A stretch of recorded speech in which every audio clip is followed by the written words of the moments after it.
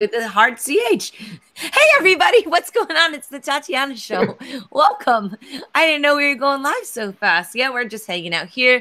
I'm super excited for the show today because I have some friends on and we have a lot of fun things to talk about. And I've got Josh, who's broadcasting to us from my homeland. What do you think of Poland so far, Josh? Oh, great. That's very interesting. By the way, you're on mute, buddy. I can't hear you. Oh, God. Really? Yes, now you're back in the game. Okay. Yeah, Chingui. That's all I know. Chingui. Okay, that's terrible. Yes, It's Poland, not like Borat's country. It's Dziękuję. Yeah, no, it's wonderful. We just went to the Wolves Summit, huge startup thing over here, and talked to some really cool startups. Also some in the blockchain space. It's actually really nice to just go to a general startup conference instead of every time a blockchain conference. Oh, you're so interesting there, I bet. Everybody wants to talk to you in your blockchain-y.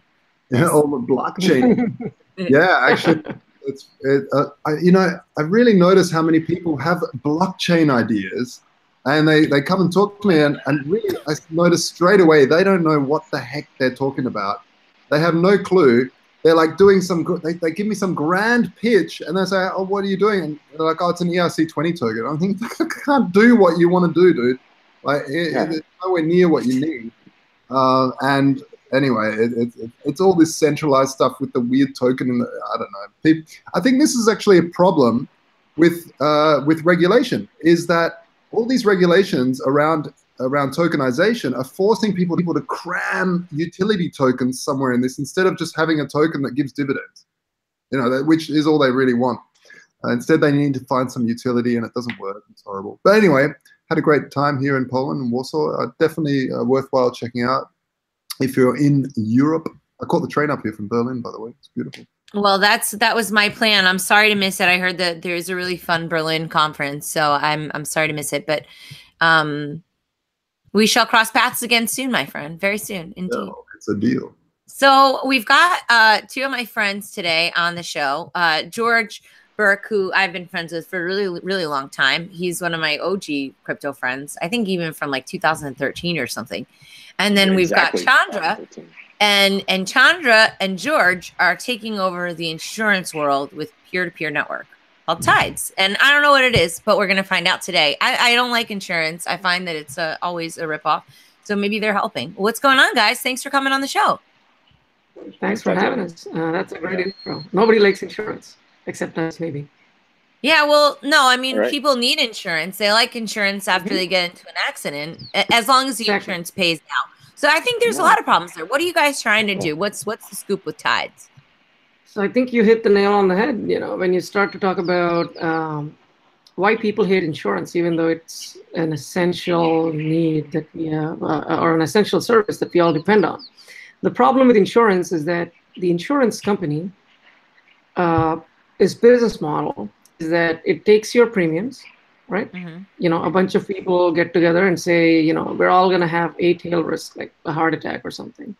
And then we want to be able to afford to recoup the losses or to get back to where we were in life if something bad happens. And to do that, we're going to share risk, meaning like a bunch of us will come together, pool money, and when a bad event happens to one of us, we're going to pay him. And since we don't know who it's going to happen to, that's a fair way to share risk. The problem with insurance companies, though, is they collect your premiums as revenue, and their expenses, mostly after administration and other stuff, consist of claims paid, meaning when something happens to you, they need to pay, right? That's kind of the contract, that is the agreement that they enter into. However, when you are the insurance company with an organizational structure, a cap table, investors, shareholders, and a board and management, your incentive is to maximize your profit. Mm-hmm. And the only way, unfortunately, that you could do it is by either overpricing risk or meaning increasing your premiums, or to deny your claims. And they also do make money off of the float, but that is not a bull market, right? By definition, they can't be a super investor. So unfortunately, both of those things, raising your premiums and denying your claims, suck for the consumer. which wouldn't be a problem if we had a competitive market with many insurance companies competing for your business. They'll compete on price, they'll compete on quality, but we don't have that. We have these local oligopolies in the US. Now, in some states, you have one insurer or you're shit out of luck. That's kind of the situation. You have one plan or you're out of luck. That's kind of terrible. So the thing that we're really doing is, if you take a step back, like Bitcoin network actually serves as a model and an inspiration for most of these decentralized projects that are done right.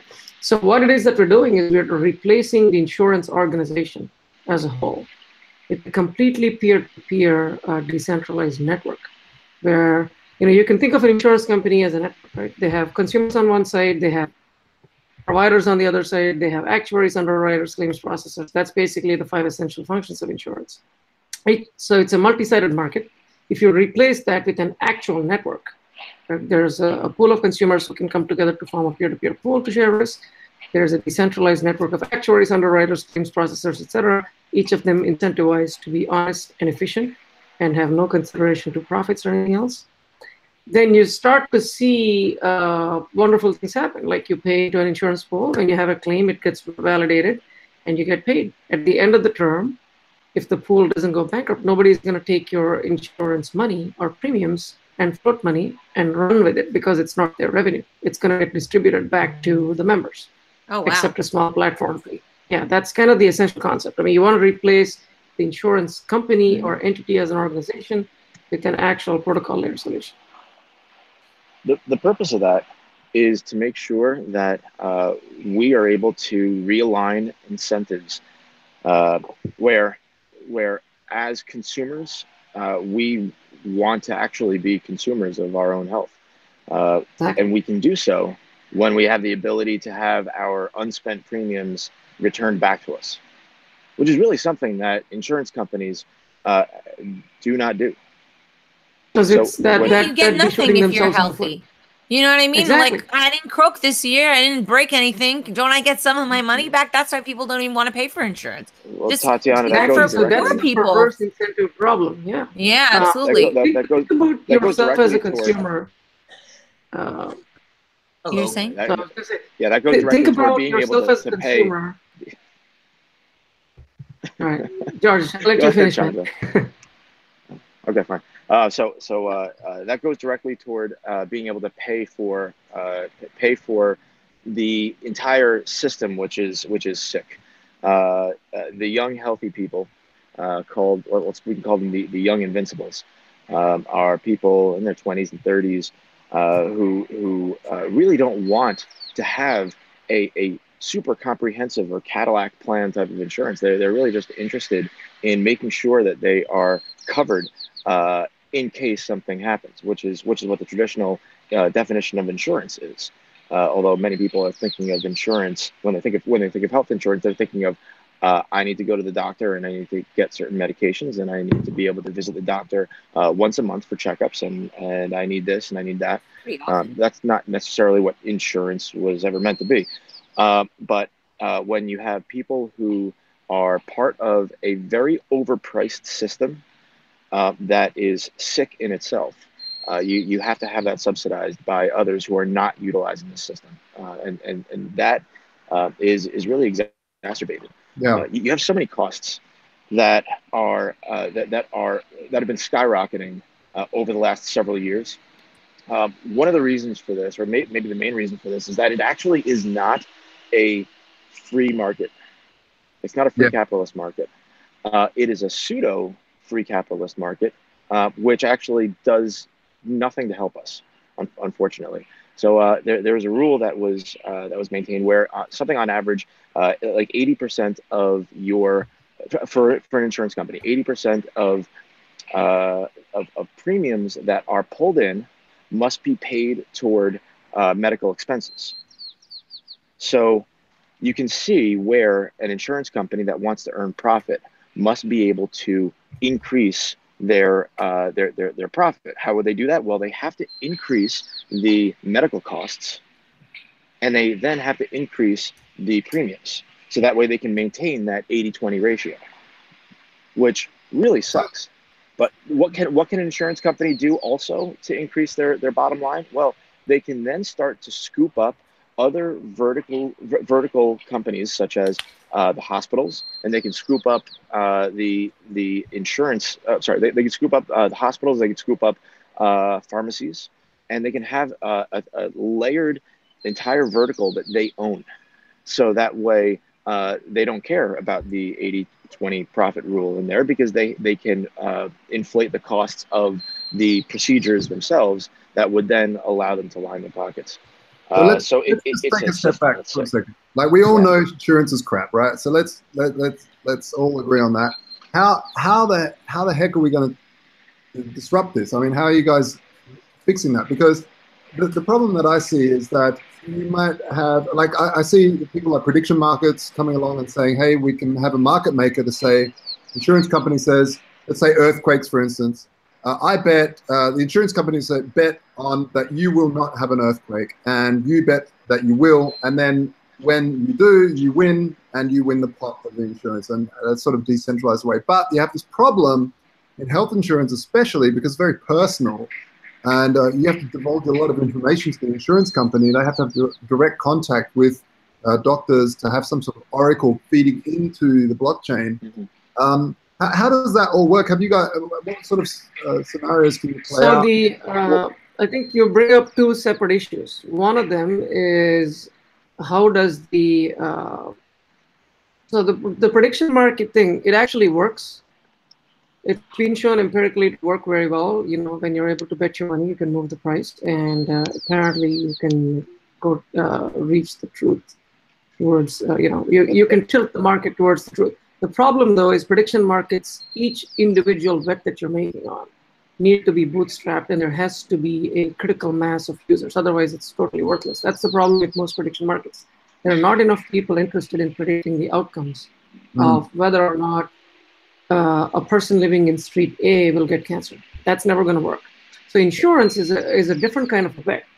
It's the case where you know the class probability of certain events, black swan events, tail risks, etc., and you don't know the case probability, meaning you don't know who's going to get it. But aggregate numbers make sense, are very predictable, especially in health insurance. If you talk about like complex systems like, earthquakes and tsunamis, the prediction, models are not perfect. In healthcare, they're very good. They're highly predictive.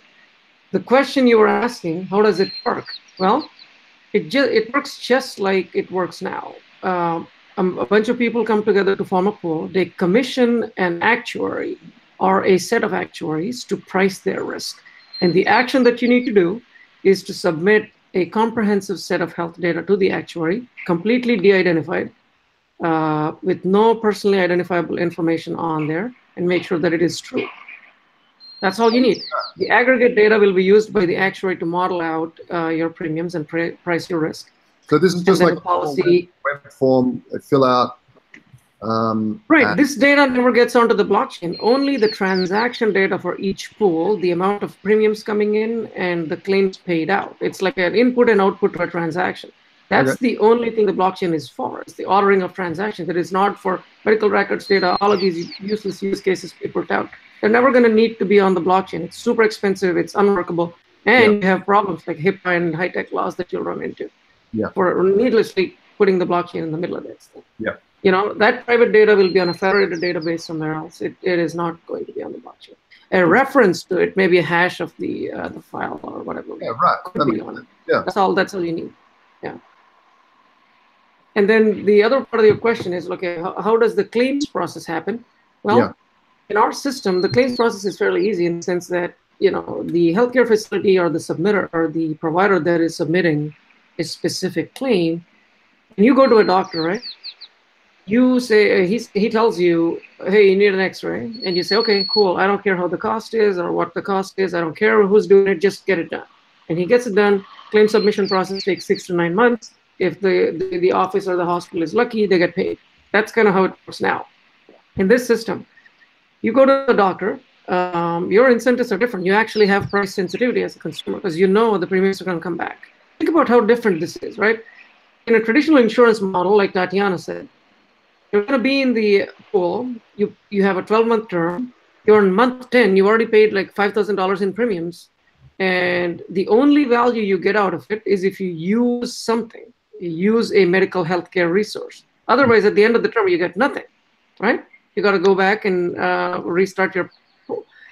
So the longer you stay in the pool, the more your incentive is to get some kind of value out of it, cost be damned. That's your incentive, and it keeps increasing towards the end of the term. In our system, the longer you're in, the longer, the more you're incentivized to actually not utilize unnecessary resources. Stay to the end of the term so you could get your premium bonuses back, rebates back. So it's a complete flip. So you go to your doctor, they say, okay, this x-ray you need, it's going to cost $500. And then you say, okay, why does it really cost $500? The guy on the street is charging $200. So I'll go there and get the x-ray, and you get it. So you sign the transaction with a price and a specific procedure or service that was provided to you. And then with your private key, the provider also has to sign that transaction to submit it as a valid claim. So it's automatically validated. When a valid provider in the network and a member from a pool don't sign a claim, it is not even picked up, right? Unvalidated claims do not get picked up by anyone. A validated claim, on the other hand, gets picked up by a decentralized network of oracles, who then verify that claim against a canonical source of truth. This is the standard library where all medical procedures for all age groups, distributions, hospitals, etc., is available with a few clicks of the mouse. And they say, okay, this is not out of bounds. A 25-year-old can have a fractured leg, and they can get an x-ray, and this is not out of bounds. The price is reasonable. And there's a straight up or down vote. It's a consensus vote. And that's it. A claim is either voted up or down. Right, and on. then payment is made. Yeah. Right, interesting. Yeah, I mean,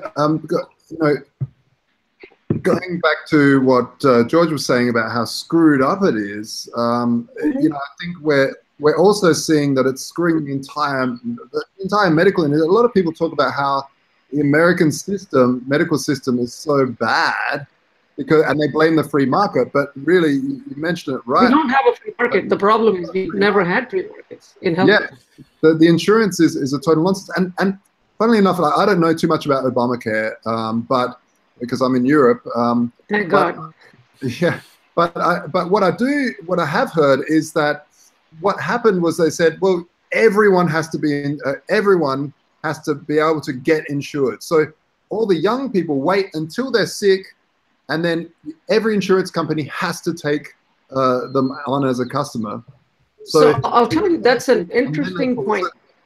Yeah, that's a very perverse way to do it, and that's kind of like the first central. I mean, if you're a bureaucrat, and I'm hoping that this won't be seen by a lot of bureaucrats, but the immediate impulse or instinct you have to any social or scalable problem is, hey, we need to implement this policy, right? That's like, we need to mandate that this is what happens. So the issue with insurance was that before Obamacare, young people were seeing what a ripoff it was for them to get comprehensive coverage. I mean, you're a 25-year-old guy, you just graduated college, you got your first job, you're saving, you're trying to climb up the ladder in life, and you're getting shafted with this $600 a month bill.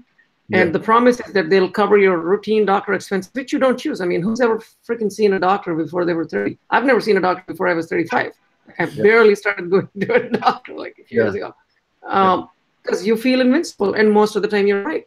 Yeah. The real risk you need to cover is whether you have cancer, or a heart attack, or a car accident, or the tail risk, the catastrophic risk. So the young people were buying catastrophic insurance and skipping traditional insurance. Like Tatiana said, why don't I just pay out of pocket? If I need to see my OBGYN, I'll pay like $150, but that I don't have to pay $600 a month for the privilege of doing that, right? Yeah. But that actually, because of the way insurance is constructed, if the only people who are paying for comprehensive insurance are the people who know they're going to use it, the pool is no longer unbiased. It's a biased pool with only the people with high utilization, expected utilization remaining in the pool. That's the adverse selection we talk about. So eventually, if we had a free market in healthcare, costs for all procedures and stuff will come down because supply meets demand and market's clear and all that stuff. And even expensive procedures will be affordable, like I've seen in India and other places. But we don't have that. So what the government did was they said, oh, these sick people are not able to get the coverage that they need. So you know what? We're going to force everybody else to subsidize these pools. And everybody else is young people fresh out of college who don't have any risks and who have little money. And so why don't we rip them off? Because we just gave them a student loan that they can never pay back. So why don't we rip them off with insurance? So they're mandated to join these pools. And that started the whole cycle of escalating costs and premiums through the roof, and people getting terrible coverage and experience. But that is gone now, thankfully. The individual mandate is gone now. So that behavior of young people buying catastrophic coverage and saving money and paying out-of-pocket, rare expenses out-of-pocket is returning, as you would expect. How soon can people try and use this, though? I mean, it seems like this kind of thing always takes a long time. Yes, and that's mostly because the the timeline required for getting it through state insurance commissioners, etc., is usually about a year to a year and a half. We're actually working on the first product to help people like us, younger, healthier people for catastrophic coverage who are self-employed, Oh, good. independent contractors, people working for themselves, gig economy workers. They're the ones that are really getting shafted, because if you were an employed worker, you're an employee, 65% roughly of your costs are subsidized by your employer, right? If you were to pay the same insurance on a insurance exchange, you would pay 130% more for an individual plan than if you were an employee, 270% more for your family plan if you were compared to if you were an employee. So what this forces people to do is abandon entrepreneurship, abandon working for themselves, and be forced to join slave labor markets, basically, working jobs for companies. It works great for companies. It seems to me like it would be easier to roll out in more of a free market, like especially Asia, some of these countries that like the Philippines and stuff like that, where there is more of a free market in the medical system, and you see it actually there, where people in the late 90s started going there for beauty, cosmetic surgeries because it's way cheaper, and now they've become so good because the free market has suppressed the price. Quality goes up, prices come down, just like your electronics and everything else. Exactly. And I've personally seen that happen in India over a span of a decade. Unaffordable procedures which were super expensive. Like, let's take liver transplant, right? Way back when liver transplant was a luxury, affordable to maybe 5 or 10 people in the country, it only happened in one hospital, right? In private medical centers today, every minor city has a transplant center, and the cost has come down by almost 90% over a span of like roughly a decade and a half. Wow. While the average income has gone up like 3 to 4 times. So the affordability has dramatically exponentially increased. So that's what you expect to happen when markets work, if they're allowed to work, as you know. So your point is very, very right. Why not a freer market healthcare system? Well, we wanted to try to test the proof of concept in the US because this is what we know best, but the protocol is borderless. I mean, anybody, anywhere can actually make this function.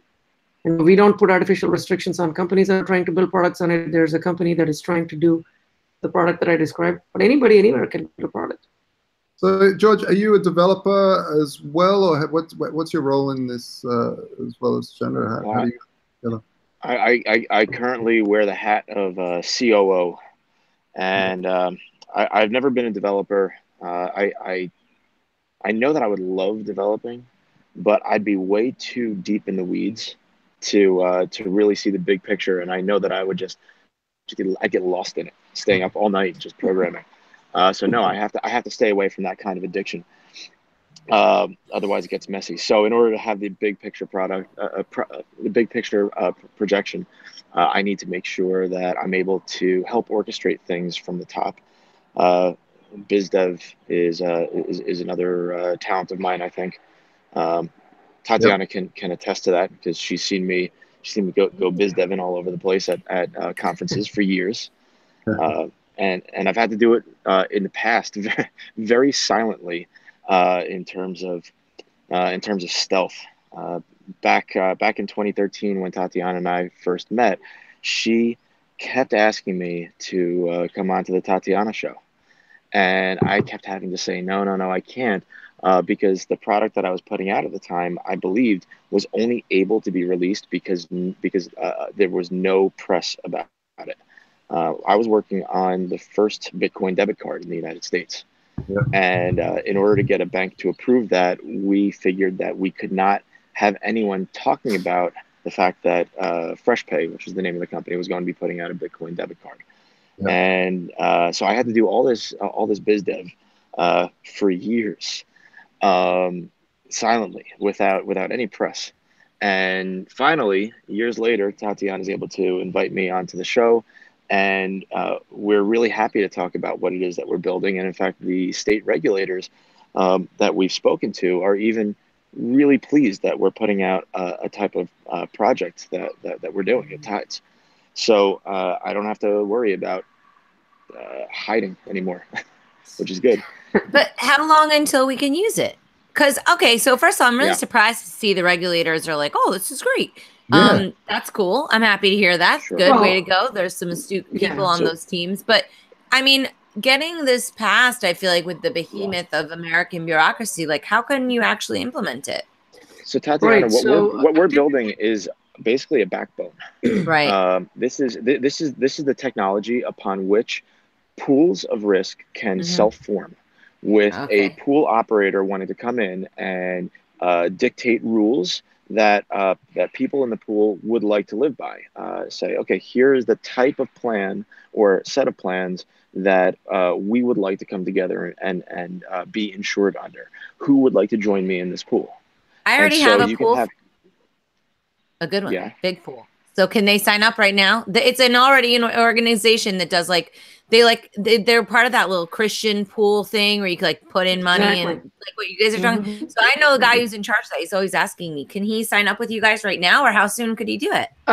No, I mean, unfortunately, we're going to have to wait till second quarter 2019 for the product to be because it has to get through the state insurance commissioners and All right, that's the but that's not that long. Product. In order to sign up for an insurance product to be able to be to sign up for the product itself, what Tides is building, will be out a heck of a lot sooner than mid 2019. Our platform will be live much sooner than that. But the first vertical, insurance product that people can sign up and use, the gig economy thing that I described, there's another company building it on Tides, and that's the one that I explained. That I was saying will be now available. I understand a little better. Okay, cool. Yep. Neat. But, we wanted to choose this market rather than overseas because it was really important to fix the thing that everyone has looked to. American healthcare for decades has been the leader in the world, and it still is in terms of innovation. But it's it is much smaller. In terms of the ability to actually get covered here, it's really difficult to afford to get your health costs covered. So we wanted to try and fix this. Yes, sir. Go on.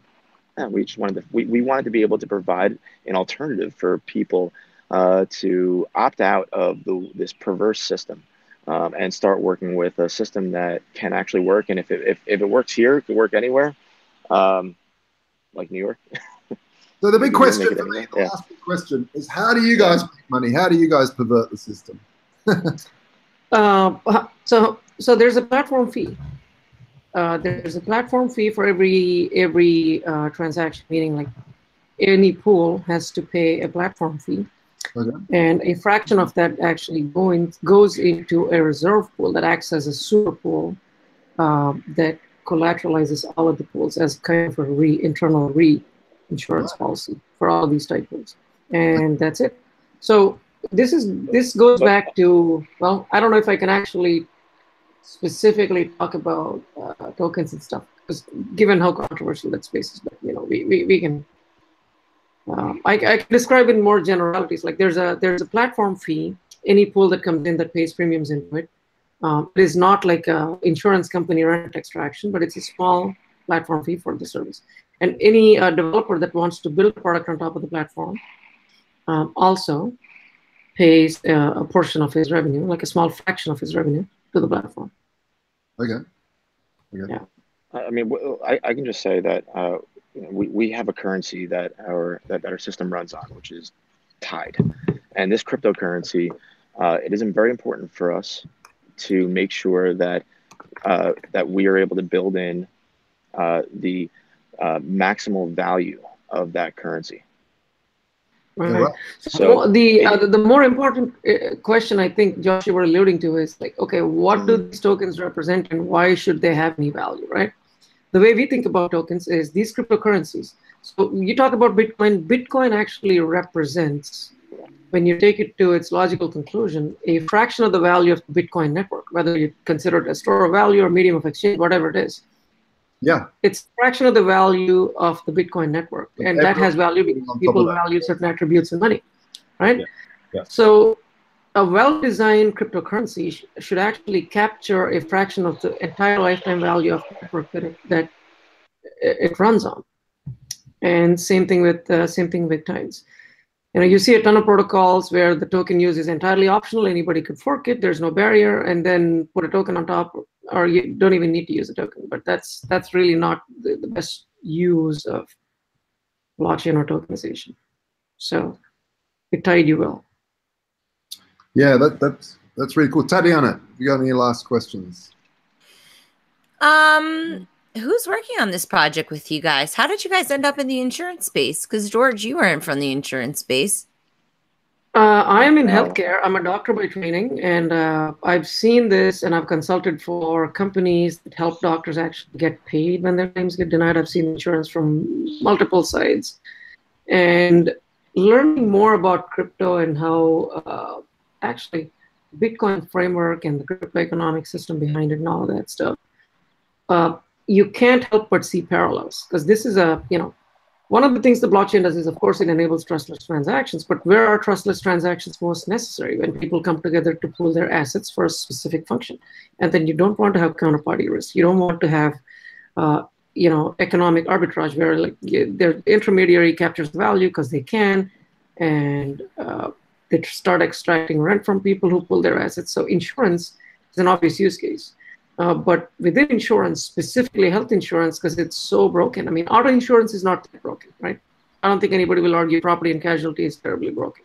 There are markets that work well in those things. Health insurance, on the other hand, is terrible, as you know very well. So, you have a good application and a market that needs to change. And when we talk to people, when we talk to customers, they're all like so upset about their insurance situation. They're looking for better solutions. But Aetnas and the Blue Cross Blue Shields don't seem to be interested in doing anything. They're sitting happy. Well, I hope that we see some changes in our lifetime, because I personally have experienced terrible insurance woes, and it's super stressful when you don't have health insurance either.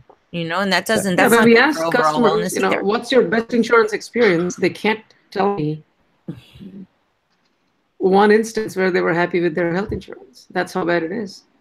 Yeah, I could probably attest to that. Yeah, I don't see why that. Yeah, I can't think of a single thing that health insurance ever did that I was like, oh, good job, guys. Sure. I was speaking at a conference the other day, and I asked the audience a question. Hey, if you don't hate your insurance, then stand up out of your chair. Nobody stood up out of their chair. Or maybe just nobody wanted to get up. I don't know which. Maybe they were a little lazy by the end of the day. No, but when there's a disintermediation type of business model, you want to pick an industry that is generally hated by the consumer. And that's a really important thing to choose, one that has a really big impact, that is widespread, and can trickle down even further than what you've built yourself. So we wanted to build a platform that would allow others to create their own pool of risk, that to opt out of a system that just does not work well. And I think that in order for us to become stewards of our own health, consumers of health, this is the option that can realign the incentives between patient and payer, which is allowing us to become our own insurer, which is really the only way that allows for us to fully, trust ourselves when it comes to making good decisions about health. rather than allow the provider and the insurer to join against those. I mean, the whole medical, Tatiana, do you know what? I just want to pay my doctor when I'm actually healthy. That's I reckon the best way to go, because when I get sick, he doesn't get paid. So keep me healthy, fool. No, I don't know. I think I think that's opening up a whole can of worms. No. All right, thanks, guys. So how can people find out more about you? Where can they go online to catch up and to learn more about the project, join the community? Tides.network is our domain, and if you want to get the white paper, you could ask for it on there. You could also join our Telegram room to get product updates and any news or about Tides. Excellent. All right. Well, thanks very much, guys. We had a good time. Hopefully our audience learned a little bit about the insurance business. Not all of our audience is a crypto audience. I like, giving them an opportunity to learn about stuff that's directly relevant.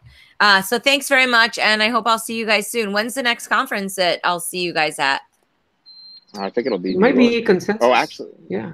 Oh, no. LA. Are you coming out to LA? No, I'm not going to LA. Okay, then I'll see you at Consensus and maybe Ethereal in New York. All right, that sounds great. I love you guys. We'll see you later. Bye. Thanks so much for coming on. Awesome.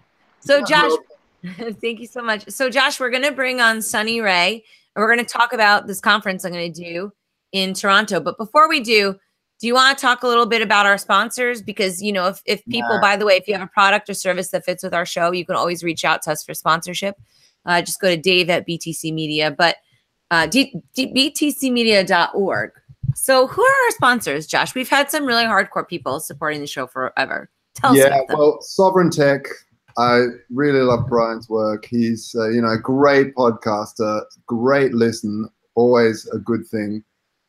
We've got Third Key Solutions, great, fantastic solutions for especially estate planning. In the crypto space, you might have a whole lot of crypto and you haven't planned for your estate. If something happens, and it's an awful thing to think about, but you should think about it. So go check them out. freeross.org as well for Ross Ulbricht. He's rotting there in prison for Nout for basically building a website.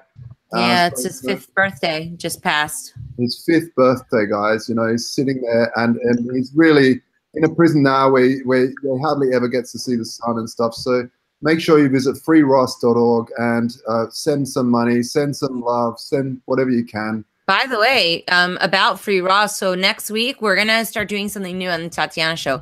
Once a month, we're going to have Lynn Ulbricht as one of our co-hosts. Oh, right. And we're going to have the guests be themed around, the drug war, criminal justice, that kind of, freedom, technology, security, blah, blah, but and then Lynn will be weighing in. So I think that'll be fun. Next week, she'll be joining us.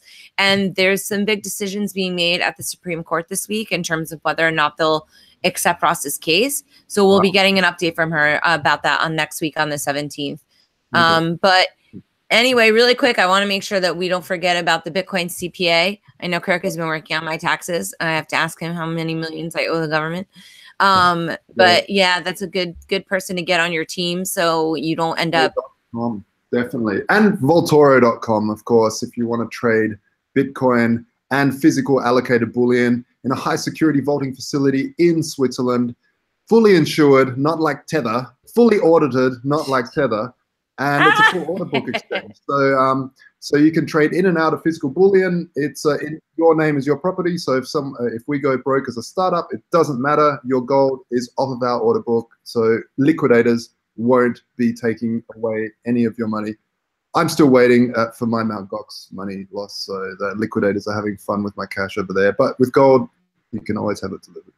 Very nice. Very good. So also, let's not forget Crypto Compare. You guys have like a little partnership going, right?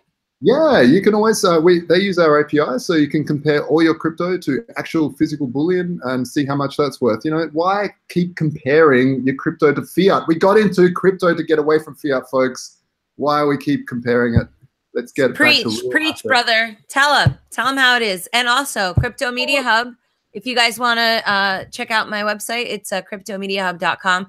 We just did an overhaul on the site, so we're pretty excited. And we do marketing, PR, community management, social media, content creation, and all sorts of things for the crypto space. Now, without further ado, because I feel like that was a very long pitching section. Yes. I feel like we should have included some dirty jokes in between to just keep people engaged. But that's for next time. We're going to have Sunny Ray come on, and I'm going to see Sunny next week. We're going to be hanging in Toronto. Sunny, thanks so much for making the time and joining us on the Tatiana Show today. Thanks for having me. Tatiana, are you able to hear me okay? Yeah, we can hear you fine. Excellent. Is it that cold? Do you have to wear your coat on the inside in Canada? This is what I can expect. I looked on the weather report. Listen, it's mildly pleasant outside, but I don't know. I'm actually not a huge fan of the cold, so I tend to overdress. Yeah. Okay, good. Well, you just want to stay nice and toasty. I understand. So, Sunny, you are from Uno Coin, and you're also doing this event. You've been involved in the crypto space forever. Why don't you give our audience a little bit of feedback about your backstory, and then we'll jump right into what we have planned for Toronto. Cool. Okay, so real quick, born and raised in Canada. I did electrical engineering, and so about 15 years ago or so, I also ran a financial brokerage in Toronto. And then before the crash in 07, 08, I ended up leaving that space, and I spent the bulk of my career, almost 8 years, in robotics. I worked for a company called Quanzer. I traveled the world, essentially selling really fancy robots to Stanford, MIT, Georgia Tech, IIT, you name it. And so that job eventually took me out to India about 6 years ago or so, 5 or 6 years ago. And I ended up settling in Bangalore at the time, just because the weather was super pleasant and all the other fellow geeks seemed to be there. And around that time, I stumbled across the Bitcoin white paper on Twitter. And oddly enough, I actually got to meet Jack Dorsey yesterday, and I got to thank him personally for building Twitter so that I could find Bitcoin.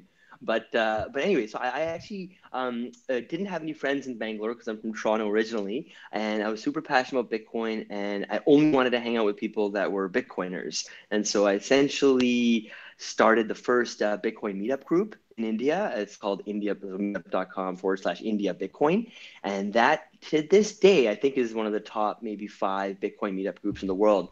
And so with that meetup group, we would just meet. And unlike, maybe a lot of other Bitcoin meetups where people meet in like basements and coffee shops and whatnot and bars, we just decided that we would meet at the fanciest like 5-star hotel in India, in Bangalore.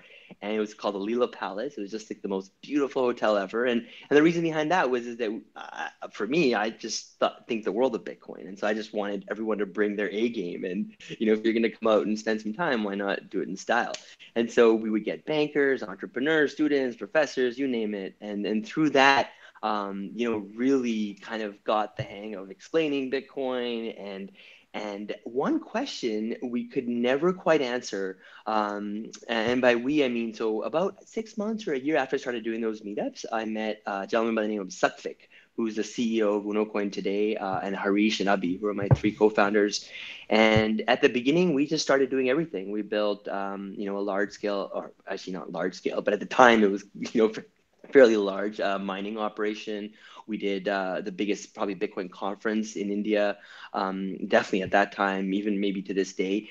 And we did a whole bunch of things like physical Bitcoins, and the common denominator I would say was failure, in the sense that we didn't really find any sort of product market fit. There was no real business to be had per se, but we knew that there was something there. And the one funny thing was that we would always get people coming to our meetups with not always, but oftentimes enough, with bags full of cash saying they wanted to buy Bitcoin.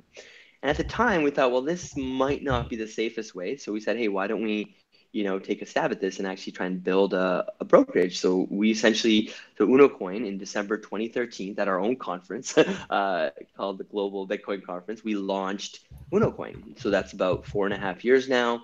We have about 1.5 million users. About maybe 6 months into our journey, we had DCG, which is Barry Silbert Invest.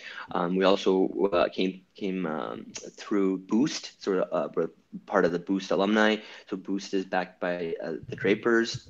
Funders Club, which is an early investor in Coinbase, so on and so forth. And then, and so now we're at a point where we're at about 150 employees. Our mission was to bring Bitcoin to billions, and we're not quite there yet, but we're on our way. One quick thing before I talk about maybe Toronto and all that, I wanted to mention is that for your listeners and that whatnot. Actually, have you heard of what's been going on in India as of the last few days? No, what's happening? So there's been some new developments. I mean, dealing with obviously regulators and banks is something that's been integral up until now for our business. And so, however, on the flip side, a couple days ago, the RBI. So I noticed in your notes for this meeting, number 4 was talking about the banks, the largest attack vector in the crypto space. So I thought I would bring this up in relation to that point.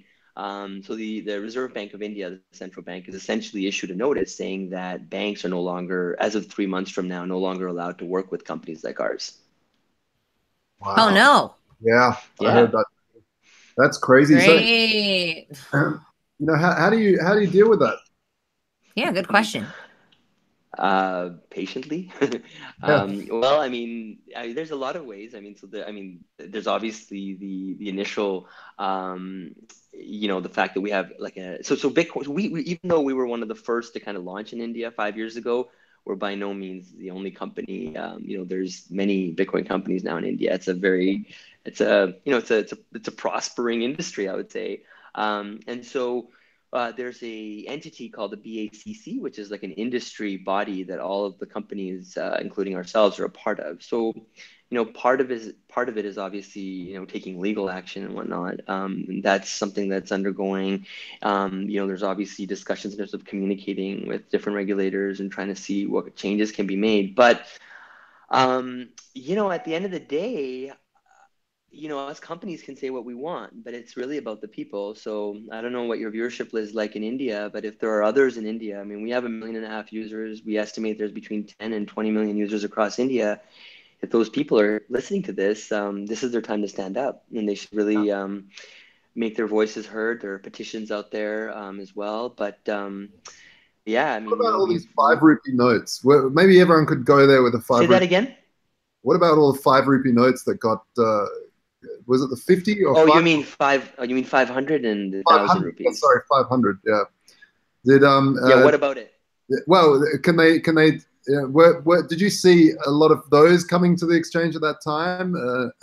So here's the curious thing: is we never touched cash ever. Yeah. We only dealt with banks, and our reasoning behind that is that we just felt like if we worked within the banking system and never touched cash, then things would be more traceable. We could work more with regulators, and if nefarious actors were misusing Bitcoin, governments and banks could kind of have a grasp on it. However, since this new news, companies like ours are going to have to perhaps look at cash much more closely, and doing maybe KYC and whatnot. But really, that's kind of the position we're in now. So it's going to be become a bank. Right? I mean, you have these stores where people bring in their cash, get credit on their thing. I mean, India's mostly a cash economy anyway, right? I mean, most people are unbanked. So this is why I'm smiling, right? Because I shouldn't be technically, because this is not a great situation. But I mean, I don't think anyone gets into Bitcoin not knowing kind of what the risks are. And this is something that, I think day number 3, we had 30 people from the tax department. A week after we launched our company 4.5 years ago, the RBI had issued its first notice, so we're used to this. But yeah, anyways, so yeah, I like your energy, and I like your ideas about, being your own bank. I think eventually, as banks push back more and more, entrepreneurs like myself and thousands of us around the world are going to start putting our capital to work, putting our energy, our time, our resources towards, essentially creating completely parallel systems. And we thought, our thesis for the last 5 years was that maybe we could work within the system, but that's proving to be harder. Yeah. Well, Poland just released yesterday that the government's going to tax every single transaction 1% on every Bitcoin transaction. means that everyone's leaving now, Paul. I was talking to other blockchainers; they're all heading off, and I think this is part of the arbitrage. Wait. What happened? Poland is doing the same thing? Wait, Poland's trying to charge 1%? No, they're not banning it, but they're charging 1% on every trade. So if you trade, 100K once, that's 1% of that you got to pay, and then you trade it back. It's another one. So trade that 10 times, you owe 10 grand. So it's really quite unfortunate. But this is the play, this anarchy around the world of different people playing and countries having different regulations, is that the brains are just going to go to places where it's more unregulated. And this is the future of financial technology, guys. I mean, come on. It's a renaissance of financial education that we're seeing here, where people are seeing like, oh, Bitcoin and Litecoin, how many are issued? They're asking questions like, how many are issued? Who's issuing them? What's the sort of issuance? They're asking all these questions, and then you go to the US dollar and say, well, who's issuing them? No one knows really. How many are they issuing? No one knows. It's in the dark. Oh, so it's really a shitcoin. And then they start not really wanting to be part of that system. So eventually, everyone's going to head to crypto. It's just inevitable. It might be a long time off. But so here's the irony. I want to share one more thing with you. Is that so? In that same article where they said that they don't want banks to work with virtual currency companies, they also announced that they're going to be launching their own digital rupee on some blockchain or something like that. And so. Surprise, surprise. And literally on the same day, I just read the article today, literally on the same day, there was an article that came out where 10 police officers in India went and beat up some entrepreneur, held a gun to his head or something like that. For what? And tried to take 200, or I think they did take 200 Bitcoins. It's on CoinDesk today. You can read about it. So, it's like I said, it's trying times. So what is it? First they ignore you, then they laugh at you, then they fight you, then you win. I think we're at the then they fight you part. With I all think the so CEOs of the too. world I don't know if banning that's the ads, order. the banks, the governments. I mean, it feels that way. But yeah, I think last year Bitcoin went up like 20x, so it's I guess not too much of a surprise. But that's the other thing. Like I bought my first Bitcoin at like I didn't hold it obviously just before I even say the amount, but I bought my first Bitcoin at like $10, right? I mean, obviously sold many times in between just because I mean, even though I knew it would do well, I never realized that it would do this well this quickly. But I just wonder like how many how much wealth have we been able to act as a catalyst for in India? How many people maybe use our platform to become millionaires or even 100,000aires or whatever it is? Right. And now that opportunity is going to be robbed of people from India. Like how many freelancers used our platform so that they could get more money in their bank account and faster than having to wait. Yep, in Bitcoin. And so many, tens of thousands, right? Tens of thousands. So I think those are the people. It's their time now. I think if they were benefited by Bitcoin, if they felt that this is something that's open and transparent and all that, like if they believe in that kind of future and they want India to be a part of it, then it's immensely important that people speak up. Really what I see it doing eventually is that people just don't go through the banking system. And I've talked to a heap of people now where they'll cash out into fiat and the bank will just freeze their accounts. And then they'll take 3 months of sending everything under the sun to them. But meanwhile, the bank's speculating. And sometimes I think it's actually, especially with some of these new fintech startup banks, it's actually part of their business model is to just freeze accounts and then hold that for a while. And it sounds very conspiracy theorist, but it's actually makes sense. And so what's going to happen, and I see this driving more and more, is that when a programmer gets Bitcoin, he just spends that Bitcoin as Bitcoin. And this is not only what's happening is that the banks aren't banning us, but the banks are actually causing us that we're going to start using our economy and we're not going to go back to their economy. Yeah, could be the case. Yeah. Couldn't agree more. Okay, so anyway, not to be all morbid and dark about this. It's terrible news. Great way to finish out a show, guys. Let's talk about this conference. What is our hope? No, I mean, like I said, I don't think it's all terrible, but I do think like I said, people can't just sit at home and just watch YouTube videos. Like you have to take action, and that's how you're going to change the world. And so I think on that note, it's positive. And like I said, if this would have happened 5 years ago, maybe there'd be a few hundred people or 1,000 people in India. Today, there's tens of millions. So, if a few people stand up, others will follow, and something might happen. If not, it's going to go to another country. So let's talk about Canada. So as I mentioned, I'm Canadian, because my parents are from India, but I'm born and raised in Canada. And so about 2 years ago or so, year and a half ago, I just so I have a family, I have two little babies, two little girls. And so I just started spending more time in Canada.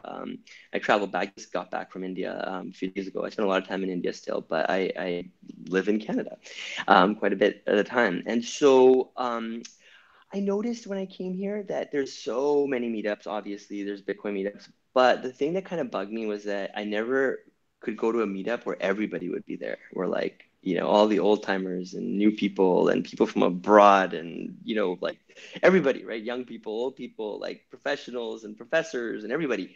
And so that was kind of the goal is like, I saw an opportunity to just not do events every week or every month, do it every 3 months, with the explicit goal to essentially to do events that people would look forward to and that people would look back, to and be like, oh, that was an awesome time. That was kind of more like the simple goal, but the larger kind of goal was we wanted to eventually, over the next 10 years or so, not give birth to, but be a catalyst for at least 10, billion-dollar plus blockchain companies. And even 2 years, like, I mean, I'm not going to say we obviously created these companies, but if you look in Toronto, there's some serious stuff happening. Yeah. And so we like to believe that we're part of that. I mean, I could tell you about maybe 20 to 30 people that have gotten their jobs in the blockchain space because of our events. And so like I said, we do them every 3 months. The last one we did, but we do these in India as well. The ones in Canada are a little bit different in the sense that, because we're in Toronto, a lot of the, kind of big names obviously are in New York, San Francisco, and Toronto and whatnot, like with Vitalik starting Ethereum here. There's a lot of buzz. Anthony Diorio's here.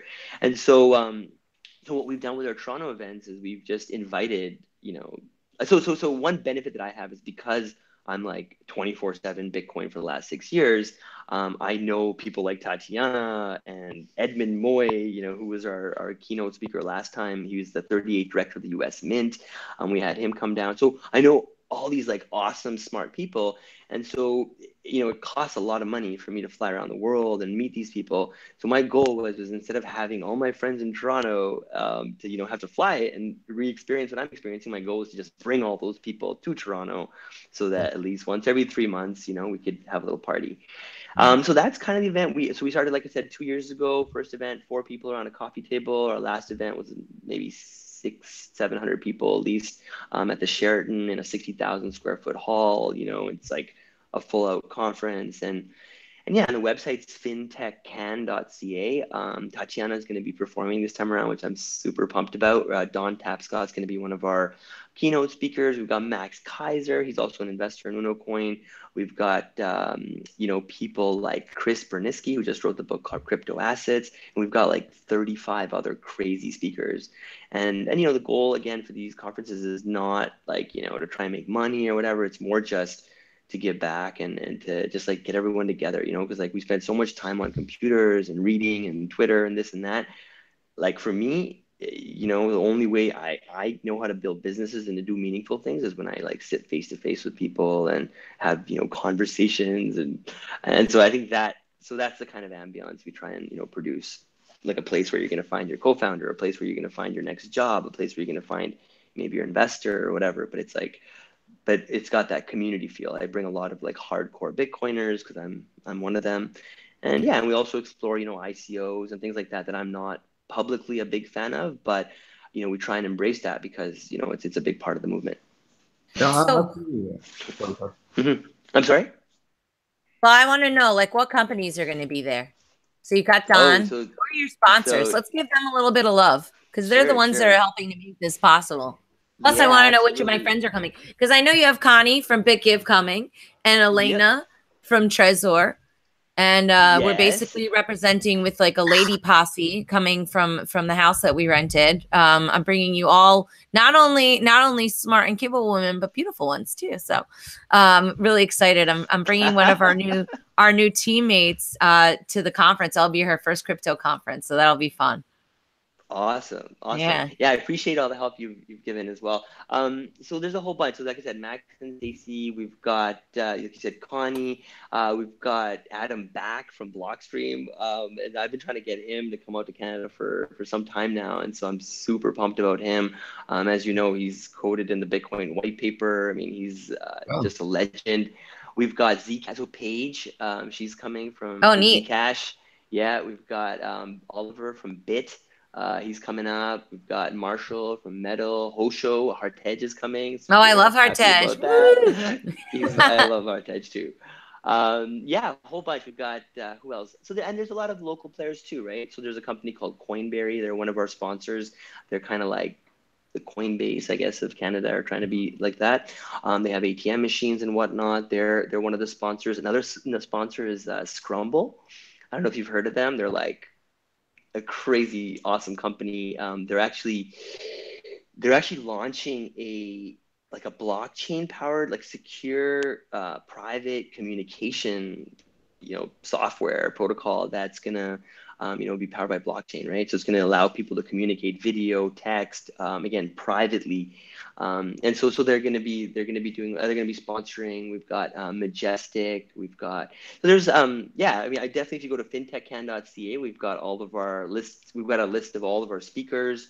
I'm only making an update today. We've got a few more great speakers. AML Shop's going to be there. And so the way the day is kind of set up is that from like 9 a.m. to 5 p.m., we essentially have a series of, they're not lightning, they're more like 20-minute long talks. Like, I've done a lot of research of this, and I've found that 20 minutes is like the optimal period of time that you can keep somebody's attention.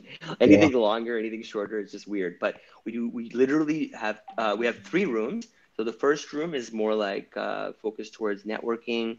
It's got like an expo kind of feel to it. There's going to be booths, there's going to be food and whatnot.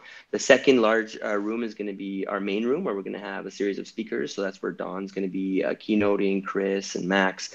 They'll be doing their fireside chat. And then that's what Tatiana will be she'll be singing as well. Super excited about that. And then in the third room, we're going to do a series of workshops. There's going to be more like hands-on workshops where we're going to literally bring out Bitcoin miners. We're going to have ATM machines. We're going to have cold storage, hardware wallets and whatnot. It's going to be a lot of fun. And so yeah, that's kind of how we've arranged it. And like I said, great. So are there still 20-minute talks? Yeah, we still have tickets left. There'll be 20-minute talks, and then one thing I want to just finish saying is that from 6 p.m. to 9 p.m., so in the evening, we have kind of a larger crowd, because people who work during the day, who can't kind of come out during the day, come for that part.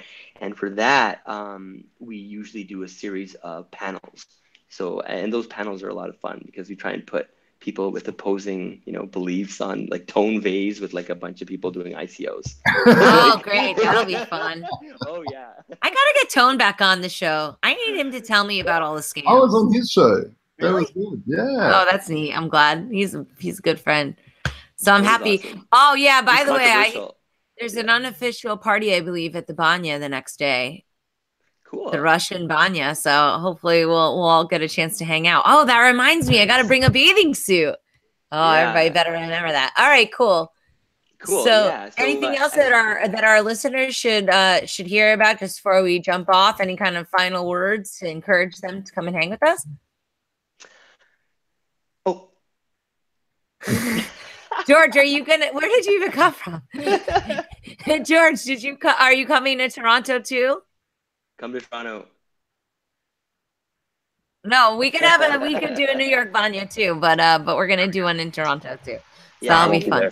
I'll be a consensus Enjoy as it. well. All right. Bye, guys. Bye. Take Hi. care. Yeah, so that's on April 19th. It's called Blockchain Economic Event, if you want to check that out. And for people in India, unocoin.com, I'm sure a lot of people already know, but unocoin.com is where you can buy and sell Bitcoin. A pivotal point for, I'd say, Bitcoin in India right now. And yeah, so that's it. Fantastic. Excellent. And my personal Twitter handle is Sunny Startups. So I tweet a lot, and so yeah, people can get in touch with me there. Sorry, you were asking me something? No, right on, man. I always forget to talk about Twitter too. If you want to follow us, we're at Voltoro. That's Volt as in gold, Volt, and Oro as in gold for Spanish. And of course, Sunny and Tatiana, you're tweeting like galore as well. Tweeting it up from Queen Tatiana and Crypto Media Hub, both those handles. So yeah. Oh, by the way, Joshua, so we've got, Joshua, so I got a quick question for you. So are you guys live in India? Yeah, we got plenty of Indian clients. Yeah, and they because it's such tradition of gold, they really and not being able to go back to fiat, it's great for them and fully insured and audited, so they love it. Yeah. Cool. Maybe we should connect offline. I'd love to learn more about that. Yeah. Very cool. Definitely. All right. Awesome. Thanks everybody. I really enjoyed it, and I'll see you next week. Bye-bye. All right. Take care, everyone. Bye now.